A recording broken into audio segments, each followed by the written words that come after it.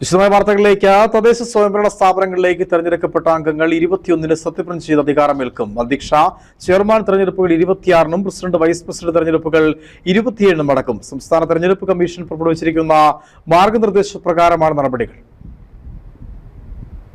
വാശിയേറിയ തെരഞ്ഞെടുപ്പും അമ്പങ്ങും കഴിഞ്ഞ് ഫലവും വന്നു. തെരഞ്ഞെടുക്കപ്പെട്ട അംഗങ്ങളുടെ സത്യപ്രതിജ്ഞ ഈ മാസം 21-ന് ഞായറാഴ്ച അതാത് തദ്ദേശ സ്ഥാപനങ്ങളിൽ വെച്ച് നടക്കും. 27 ശനിയാഴ്ച രാവിലെ 11-ന് പ്രസിഡന്റ് തെരഞ്ഞെടുപ്പും ഉച്ചകഴിഞ്ഞ് 2-ന് വൈസ് പ്രസിഡന്റ് തെരഞ്ഞെടുപ്പും നടക്കും. അതാത് സ്ഥാപനങ്ങളിൽ നിയോഗിക്കപ്പെട്ട ആർഒമാരുടെ നേതൃത്വത്തിലാണ് തെരഞ്ഞെടുപ്പ് നടത്തുക. വിജയിച്ചു വന്ന അംഗങ്ങളുടെ യോഗം ചേർന്ന് ആര് പ്രസിഡന്റ് ആകണം, ആര് വൈസ് പ്രസിഡന്റ് ആകണം എന്നുള്ള ആലോചനകൾ ആരംഭിച്ചു. മുന്നണി നേതൃത്വങ്ങൾ ഈ സ്ഥാനങ്ങൾ വീതം വയ്ക്കുന്ന ചർച്ചയും ആരംഭിച്ചിട്ടുണ്ട്. നിലയിൽ വിജയിച്ചു വന്നതിൽ ഭൂരിഭാഗവും പുതുമുഖങ്ങളാണ്. പരിചയസമ്പന്നർ വിജയിച്ച പഞ്ചായത്തിൽ അവർക്കാവും സാധ്യത. ഇപ്രാവശ്യം വിജയിച്ച തദ്ദേശ സ്വയംഭരണ സ്ഥാപനങ്ങളിൽ സംഭരണ പഞ്ചായത്തുകളിൽ ഭൂരിപക്ഷ മുന്നണിക്ക് പുറത്തുനിന്ന് ആരും പ്രസിഡന്റ് ആവില്ല. കഴിഞ്ഞ ടൈമിൽ കാഞ്ചിയാർ ഉപ്പുതറ പഞ്ചായത്തുകളിൽ ഭൂരിപക്ഷമുണ്ടായിട്ടും മുന്നണിക്ക് പുറത്തുനിന്നായിരുന്നു പ്രസിഡന്റ്. ഭൂരിപക്ഷം പഞ്ചായത്തിലും ഇപ്രാവശ്യം ഭരണം UDF-നാണ്. തൂക്കുഭരണ സമിതി ഉള്ളത് ഉപ്പുതറയിൽ മാത്രമാണ്. ഇവിടെ സ്വതന്ത്ര അംഗവും ഒരു BJP അംഗവും ഭരണം തീരുമാനിക്കും. സ്വതന്ത്ര അംഗം LDF-നൊപ്പമാണെന്നാണ് സൂചന.